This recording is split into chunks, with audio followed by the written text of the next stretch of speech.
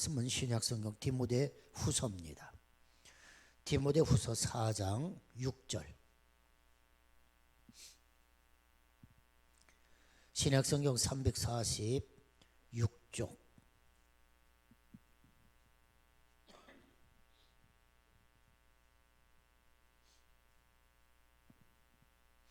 디모데 후서 4장 6절로 8절에 있는 말씀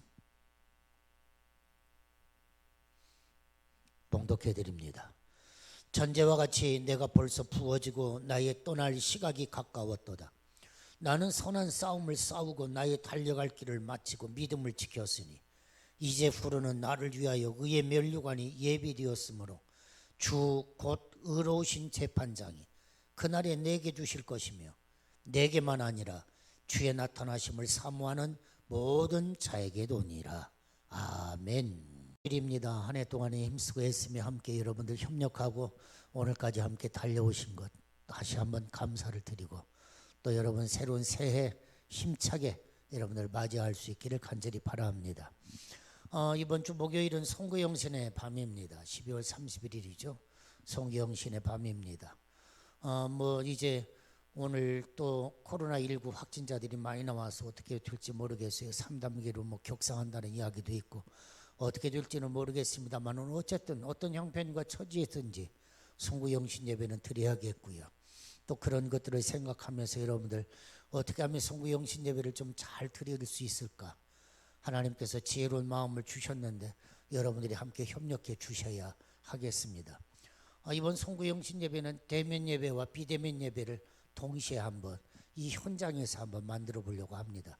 지금도 비대면 예배와 대면 예배는 함께 진행이 되고 있거든요.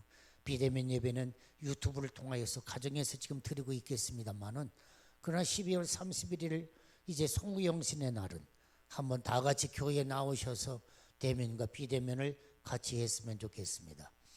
우리 장로님들 예배 마친 후에 또 함께 상의하겠습니다만은 이 안에는 우리 김덕규 장로님, 우리 정신호 장로님이 이 안에를 좀 총괄해 주시고 저 로비는 우리 이강권 장로님, 정재명 장로님이 좀 총괄해 주시고 저 밖에는 소득영 장로님과 우리 나머지 장로님들이 또 함께 또 총괄해 주셔서 그렇게 해서 대면 예배는 이 현장에서 비대면 예배는 주차장에서 각자 차에서 내려오지 말고 차 속에서 유튜브를 열고 거기에서 예배를 같이 드리면 좋겠습니다.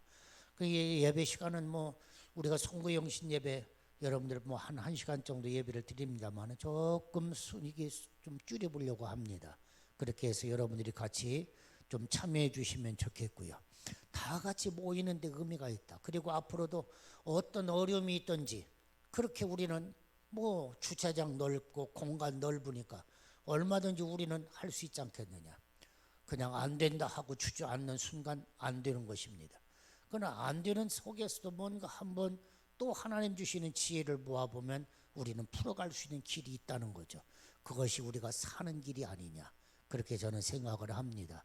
그래서 주차장과 그 대신에 모두가 다 질서 있게 움직여야겠죠. 좀 그렇게 수고해 주시면 좋겠고요. 여러분 그래도 한 해를 마무리하면서 하나님 앞에 감사해야 하지 않겠습니까? 하나님은 성부, 성자, 성령 삼일체 하나님이시거든요. 그래서 하나님의 숫자는 3입니다. 그래서 여러분 라이트를 다 한번 깜빡 하고 한번 라이트를 켜서 하나님, 예수님, 성령님 감사합니다. 우리 한번 같이 라이트를 켭시다. 그러면 마당에서도 다 같이 깜빡 하고 불 한번 켜주시고요. 이거 참 하나님 이거 기차다 하실 것 같아요. 그런가 하면 또 한 해를 지나오면서 내가 당신을 용서합니다. 당신도 나를 용서해 주십시오. 사랑합니다. 하고 3번 빵 서로 말로는 못하니까 크락션 눌러주십시오. 그러면 여러분들이 다 같이 또 3번 빵 하고 눌러주시면서 용서합니다. 용서해 주세요. 사랑합니다. 할렐루야. 한번 우리 만들어 보자고요. 그래서 안에서는 대면 예배, 밖에서는 비대면 예배. 여러분 군산 믿음의 교회 치고 들어오시면 이 예배 실황이 그대로 나가니까 여러분들이 안에서 그렇게 예배에 참여해 주시고 또 헌금 준비한 건 우리 장로님들이 다 밖에도 계시니까, 그래서 1주차장, 2주차장, 3주차장, 4주차장 담당 장로님들이 헌금 거두시고, 그 대신에 말씀 카드는 이제 여러분들이 전에는 뽑았는데 이제는 나눠드립니다. 다 봉투에 넣어서 말씀 모르게 할 거예요. 혹시라도 장로님이 보고 요놈은 요거 줘야지, 요놈은 요거 줘야지 그럴까 봐서 봉투에다 다 담아서 그냥 하여튼 드리는 겁니다. 그러면 여러분들이 가지고 가시는데 구체적인 이야기들은 또 우리 장로님들이 모여서 상의하겠습니다만, 그렇게 해서 믿음의 교회는 대면과 비대면 예배를 동시에 현장에서 드렸다. 한번 해봅시다. 할렐루야. 옆에 분하고 눈으로 한번 이야기해 봅시다. 해봅시다. 그래서 여러분들 다 같이 참여하자고 해서 여러분들 막 주차장에 차가 꽉 차야 합니다. 그리고 같이 막 라이트도 막 빡빡, 그리고 막 라이트도 켜야 합니다. 김승대 장로님은 다 사진도 찍고 비디오도 찍고, 이게 역사입니다. 그리고 빵빵빵 동네 사람들이 깜짝 놀라라고 한 번씩 빵빵도 한번 해보시고, 그래서 우리 교회가 한번 만들어보는 송구영신 예배 여러분 한번 해봅시다. 할렐루야. 뭐 오늘 또 쉬는 교회도 있고 많이들 문 닫고 뭐 다 이렇게 비대면 예배 드리는 교회도 있지만, 그러나 우리 교회는 얼마나 이 공간이 널찍널찍해서 좋습니까? 여러분들 고맙습니다. 오늘 또 나와주셔서. 그러나 송구영신 예배는 여기 다 들어오시려고 하지 말고, 어르신들, 추운데 밖에 또 차량이 없으신 어르신들, 우리 권사님들 뭐 여기 앉으시고, 또 차를 가지고 있는 우리 젊은 집사님들이랑은 밖에서 다 차에서 연출을 함께 하면서 그렇게 예배를 도와주시기를 부탁을 드립니다. 할렐루야. 두 손 한번 해봅시다. 해봅시다. 해봅시다. 우리 다 같이 해봅시다. 그래서 교구장님들 다 송구영신 예배는 나와야지. 1년 동안 코로나 때문에 1년 동안 교회를 쉬고 안 나오면 안 되지. 우리 한번 마지막 끝이 좋으면 다 좋다고 그랬으니까 하나님이 끝날 와서 참석하면 1년 다 출석표 다 쳐주는 거예요. 하나님이 다 쳐줄 거예요. 그런데 오늘 빠지면 1년 다 결석이야. 그런데 마지막 시간 오면 다 하나님이 체크해 주실 거예요. 그래 됐다. 끝이 좋으면 다 좋으니까 내가 동그라미 다 쳐주마. 우리 갑시다. 그래가지고 주차장에서 예배 드리는 겁니다. 할렐루야. 그러면 이게 꼭 드라이브 스루 똑같은 거예요. 하나님께 예배를 드리는데 차에서 드리는 것입니다. 누가 이건 타치 못하잖아요. 드라이브 스루 얼마든지 하잖아요. 우리는 한번 그렇게 해보기를 원합니다. 할렐루야. 오늘이 송년주일입니다. 한 해의 마지막 주일입니다. 여러분 마지막이 좋으면 좋다고 그랬거든요. 마무리를 잘하고 또 그런가 하면 좋은 새해를 맞이하자. 그런 의미에서 끝이 좋은 사람이 됩시다 하는 말씀으로 이 시간 함께 은혜를 나누고자 합니다. 제2차 세계대전이 끝나던 해인 1945년 미국에서 두각을 나타낸 세 설교자가 있습니다. 그 중에 하나가 이제 빌리 그램이죠. 둘은 척 템플턴, 그리고 또 한 사람은 브론 클리포드. 이 세 젊은이가 그 당시에 뜨는 유명한 설교자였습니다. 여러분들이 알고 계시는 분은 빌리 그레엄 목사, 아마 우리 어른들은 다 알고 있을 것입니다. 여의도 광장에서도 예수님은 우리의 왕이십니다, 예수님은 우리의 힘이십니다 하고 외쳤던 빌리 그레엄 목사님입니다. 이 목사님은 알지만 여러분 척 템플턴, 그런가 하면 클리포드, 이 두 분에 대해서는 잘 모릅니다. 그런데 빌리 그레엄보다도 더 유명한 것이 이 두 사람이었다고 합니다. 템플턴과 그레엄은 친구입니다. 그 중에서도 더 주목을 받았던 사람이 템플턴입니다.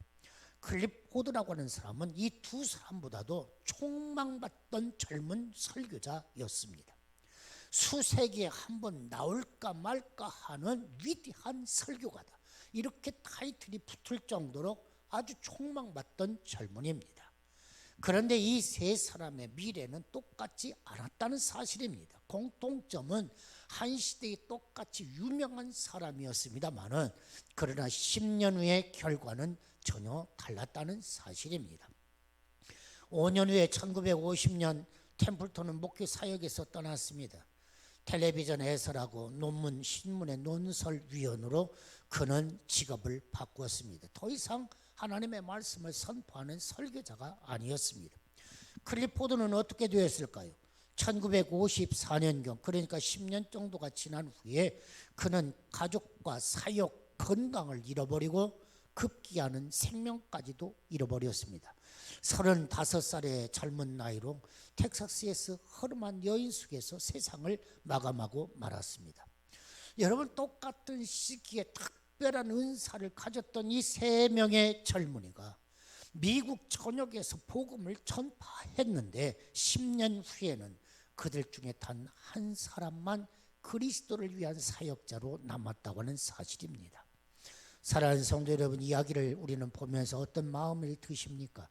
그리스도인의 삶에 있어서 중요한 것은 어떻게 시작하느냐, 이것도 중요하지만 어떻게 끝마치느냐 더 중요한 사실이라는 이야기입니다. 아무리 거창하게 시작하였다고 해도 끝맺음이 좋지 못하면 의미가 없다, 그런 이야기입니다. 사랑하는 여러분, 민수기서에 나오는 12명의 정탐꾼 다 아시죠?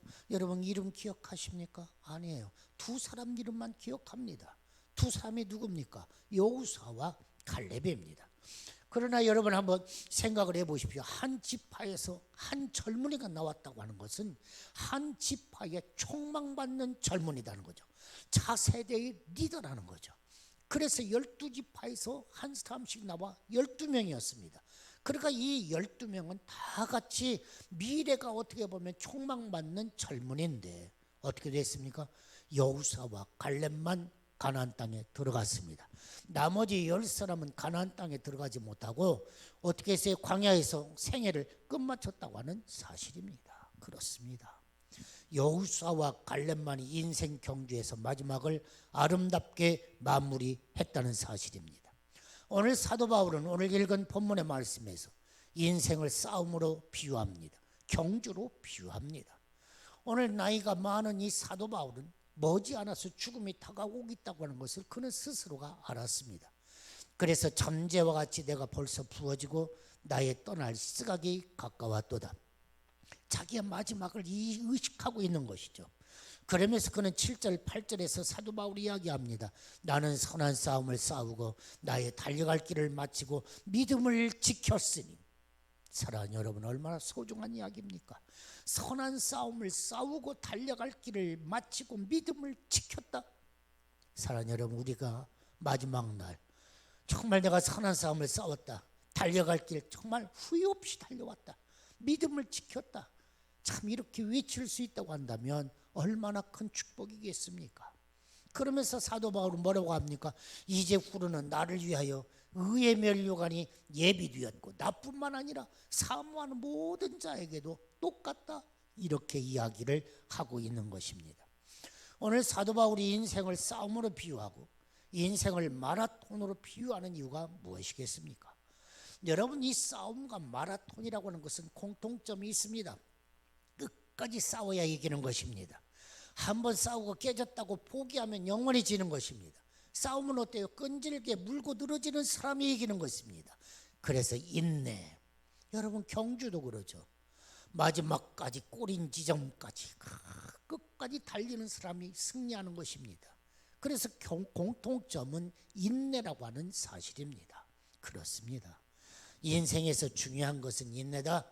오늘 사도 바울은 그렇게 강조하고 있는 것입니다. 끝까지 포기하지 않고 소망의 인내를 가지고 선한 싸움을 싸우고 다름질을 계속해라. 이것을 사도 바울은 강조하고 있는 것입니다. 그렇다면 사랑하는 성도 여러분, 끝맺음을 잘하려면 우리는 어떻게 해야 하겠습니까? 미국의 훌러 신학교의 교수인 로버트 클린턴이라고 하는 박사는 끝맺음을 잘하는 지도자 5가지다, 그런 5가지를 이야기합니다. 사랑하는 여러분, 이 5가지를 저와 여러분이 한번 기억해 볼 수 있기를 원합니다. 첫 번째, 끝맺음을 잘하는 인생을 살려면 큰 그림을 가지고 있어야 한다 그랬어요. 다른 말로 이야기하면 비전이 있느냐, 너는 삶의 비전이 있느냐, 네 꿈이 뭐냐, 비전이 뭐냐, 바로 그런 이야기예요. 우리말 속담에 보면 나무는 보면서 숲은 보지 못한다는 속담이 있어요. 여러분, 큰 숲을 볼 수 있어야 한다 그런 거예요. 한 가지 한 가지 나무 하나는 볼 줄 알아요. 왜요? 너무 가까이 가서 뭐 눈앞에 보이는 건 볼 줄 아는데, 아니 멀리서 보아야 할 숲은 보지를 못한다는 이 안타까운 사실, 바로 그것이 많은 사람들의 모습이라는 것입니다. 자꾸 디테일한 것들은 잘하는데 큰 그림이 없어. 그래서 중간에 흐지부지하고 말아. 너는 큰 그림이 있느냐? 사랑하는 여러분, 창세기 보면 요셉이라고는 소년이 있었습니다.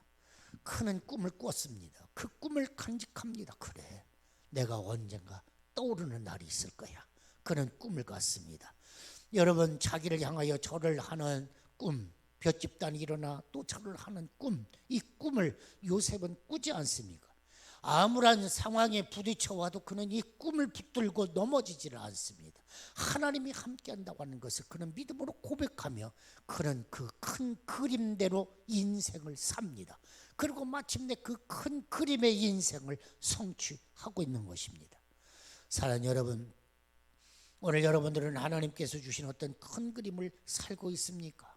여러분, 하나님께서 주신 비전, 여러분이 아니면 이룰 수 없는 꿈과 비전, 누구도 빼앗을 수 없는 나만의 비전, 그 비전이 있느냐?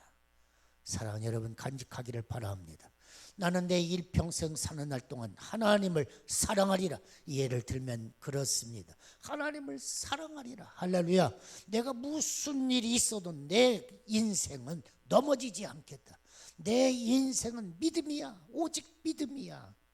여러분, 그렇게 꿈을 꿔볼 수도 있는 거 아니겠습니까? 여러분, 비전이 있는 사람은 인생을 잘 살더라, 그런 이야기입니다.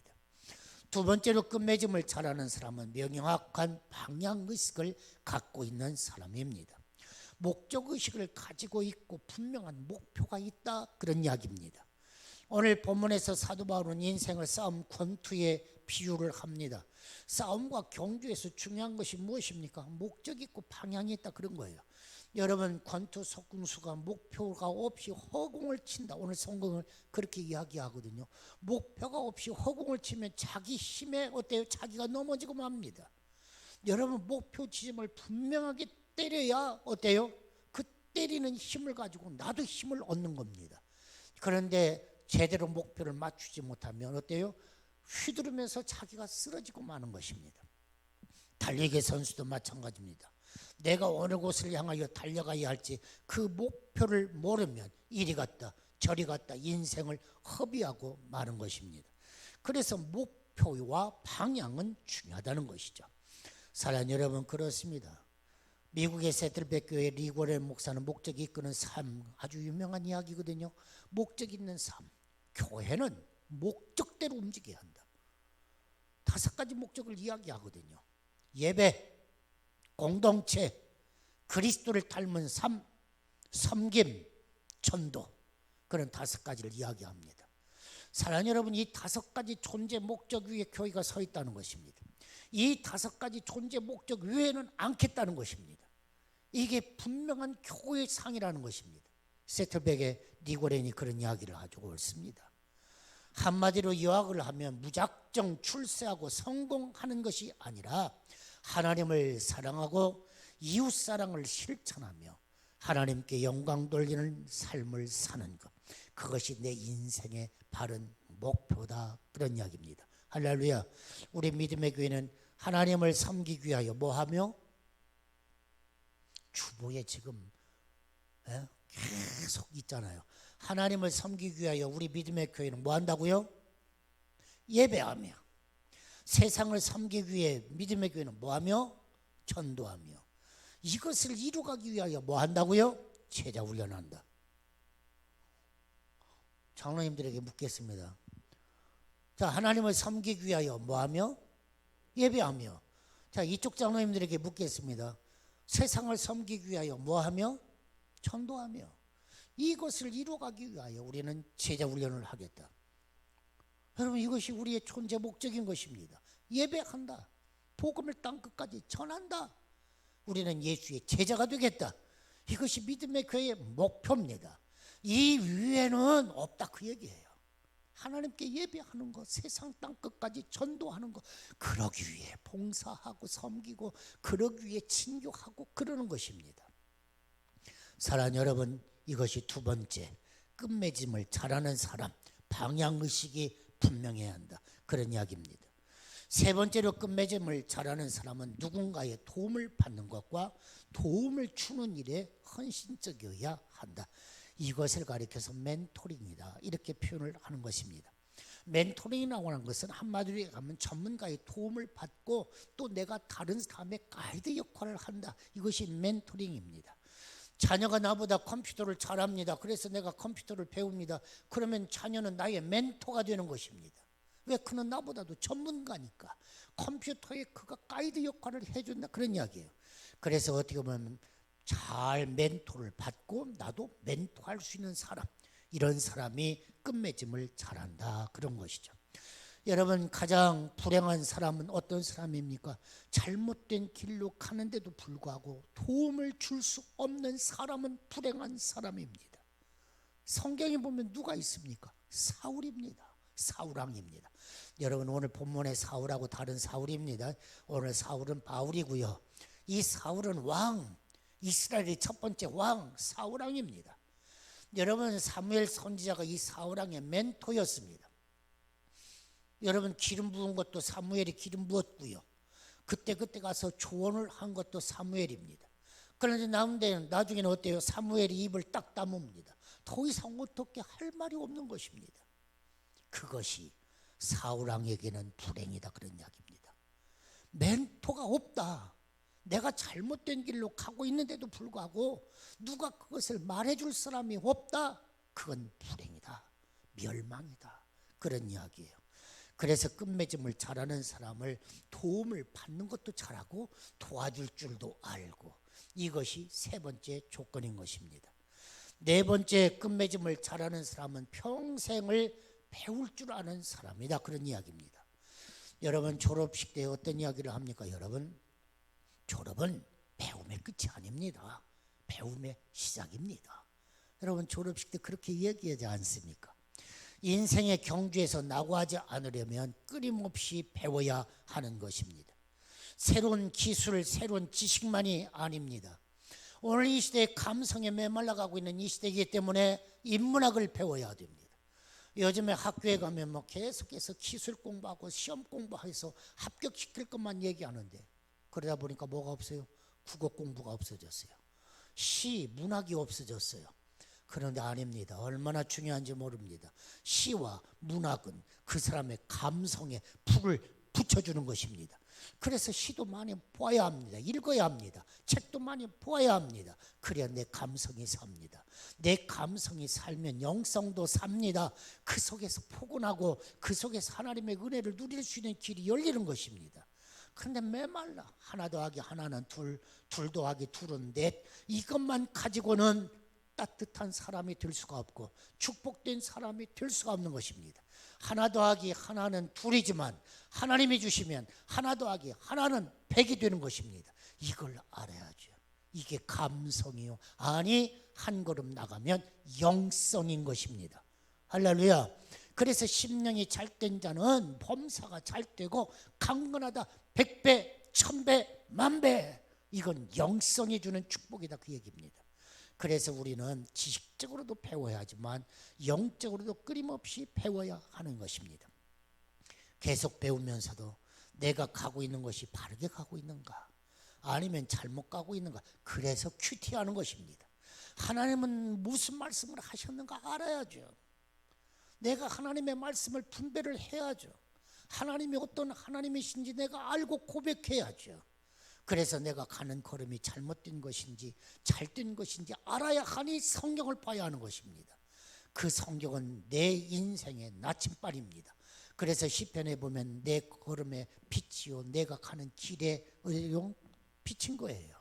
그래서 하나님의 말씀을 보아야 하는 것입니다. 사랑하는 여러분, 배우는 사람과 배우지 않는 사람은 처음은 똑같은 것 같아도 조금씩 갈수록 틈이 벌어져서 나중에는 얘기 상대가 안 됩니다. 얘기해봐야 이해가 안 됩니다. 배워야 합니다. 할렐루야.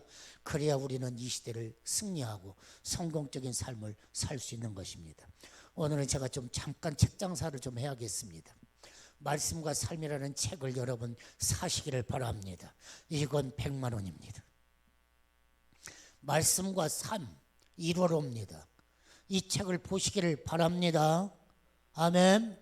이 책이 우리 교회에 매월 10만 원씩 주면서 100권이 옵니다. 근데 이 책이 안 빼가고 저기에 꽂혀 있는 걸 보면 마음이 아픕니다. 거저 드리는 것이니 제가 100만 원을 안 받으니 그냥 가져가시고 읽어보시기를 바랍니다.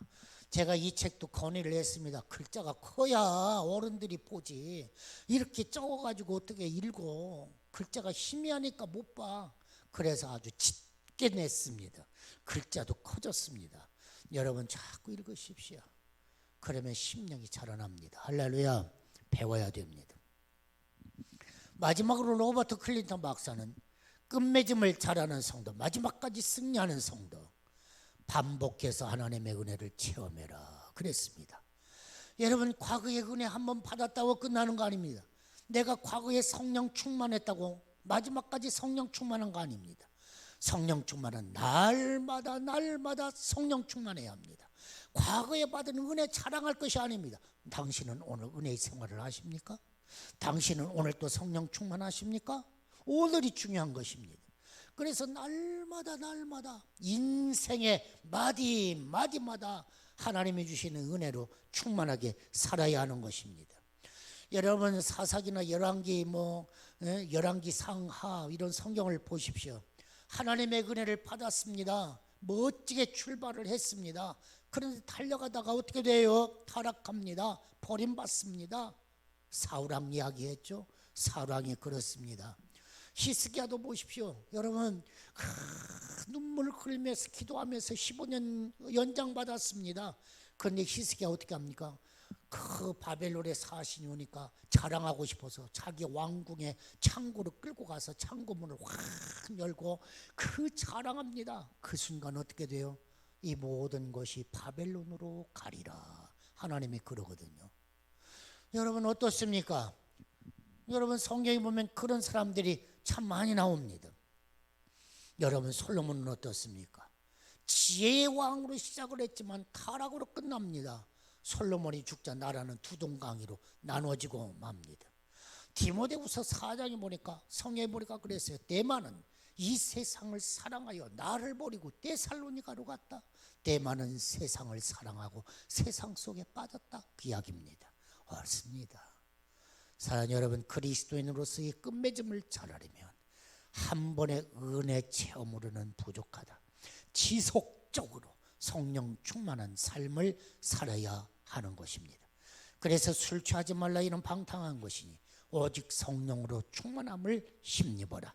에베소서 5장 18절에 있는 말씀인 것입니다. 오늘 사도 바울은 끝맺음을 잘하기 위하여 중요한 또 한 가지 요소를 이야기합니다. 바로 그것이 무엇입니까? 이 땅에서의 상이 아니라 저 하늘에서의 상이 준비되어져 있다. 여러분 하늘의 상을 바라보는 자는 이 세상에서 승리한다는 사실입니다. 사랑하는 여러분, 시간이 많이 갔기 때문에 말씀을 마치려고 합니다. 예수님은 어떻게 사셨을까요? 여러분 히브리서 12장 1절로부터 2절에 있는 말씀 그냥 뒤에만 보겠습니다. 믿음의 주여 온전케 하시는 이인 예수를 바라보라. 그는 그 앞에 있는 기쁨을 위하여 십자가를 참았다. 부끄러움을 개의치 않았다. 그랬더니 결국은 하나님 우편에 앉았다. 이것이 히브리서 12장에 있는 말씀입니다. 여러분 어떻게 보면 앞에 있는 기쁨을 위하여 앞에 있는 기쁨을 바라보라는 것입니다. 그러면 오늘 이길 수가 있다고 하는 사실입니다. 성경은 십자가를 참으사 그랬어요. 여러분 앞에서 말씀을 드렸습니다만 경주에서 중요한 것이 뭐라고요? 인내입니다. 아무리 어렵고 힘들어도 포기하지 않는 것입니다. 그런데 인내할 줄 안다는 건 무엇입니까? 희망이 있다는 것입니다. 그의 삶에는 신령한 기쁨이 있다고 하는 사실입니다. 희망이 있으면 포기하지 않습니다. 사랑하는 여러분, 그리스도는 우리의 희망입니다. 그리스도는 우리의 면류관입니다. 그리스도는 우리와 함께하는 영원입니다. 그러므로 그리스도를 바라보면 오늘을 이길 수 있는 것입니다. 그러므로 질병도 가난도 실패도 심지어 죽음까지도 그리스도인이 가지고 있는 소망을 빼앗을 수 없다. 우리는 믿는 것입니다. 할렐루야. 실패는 바느질할 때나 쓰고 포기는 김장할 때나 써라. 무슨 말인지 이해가십니까? 바느질 할 때 실 감아놓는 게 뭐요? 실패요.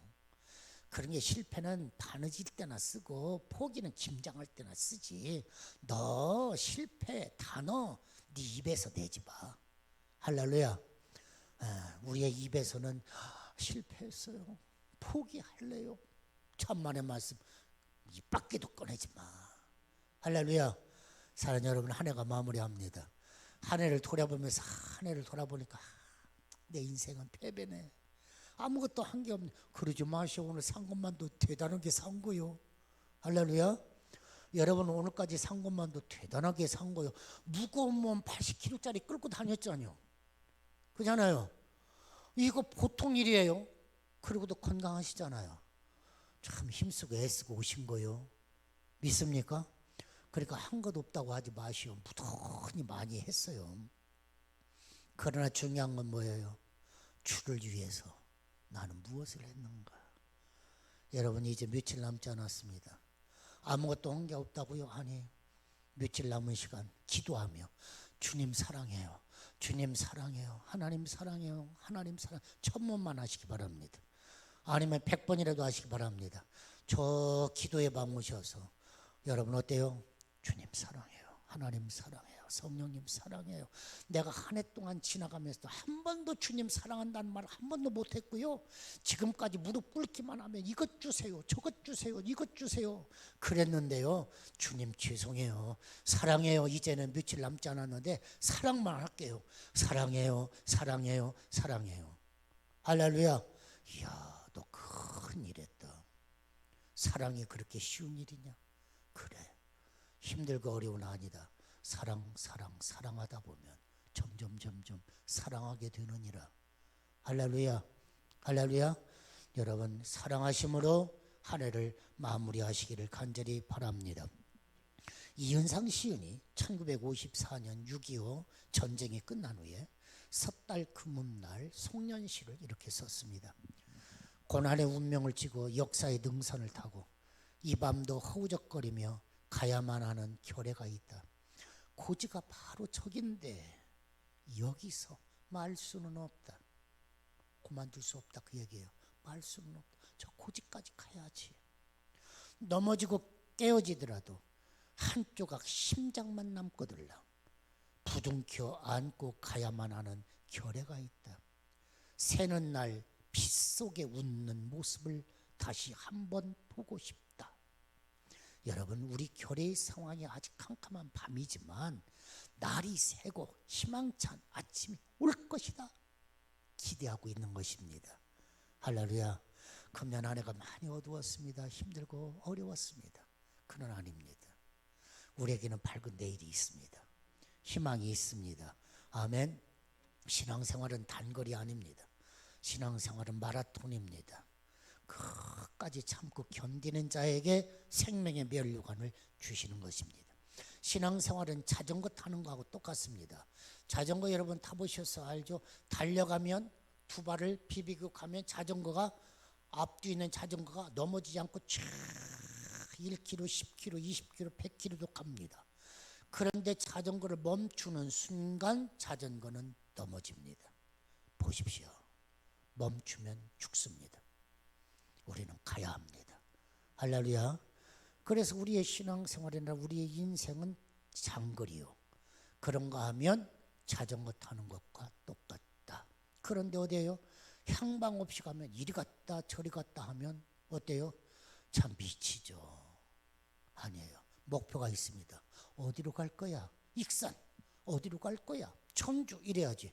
가다가 생각해 볼게요. 그러다가는 이리 갔다가 저리 가볼까? 아무 데도 못 갑니다. 목표는 예수입니다. 할렐루야. 하나님께 영광입니다.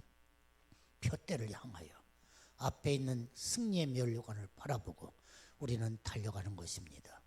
그래서 마지막 날 활짝 웃는 저와 여러분 되시기를 간절히 바랍니다. 기도합시다. 할렐루야. 하나님 감사합니다. 오늘의 시대가 아무라고 어려워도 아니 우리에게는 희망이 있습니다. 희망의 주 예수 그리스도 붙들고 우리는 또 내일을 향하여 힘차게 앞으로 전진하게 하여 주옵소서. 예수님의 이름으로 기도하옵나이다. 아멘.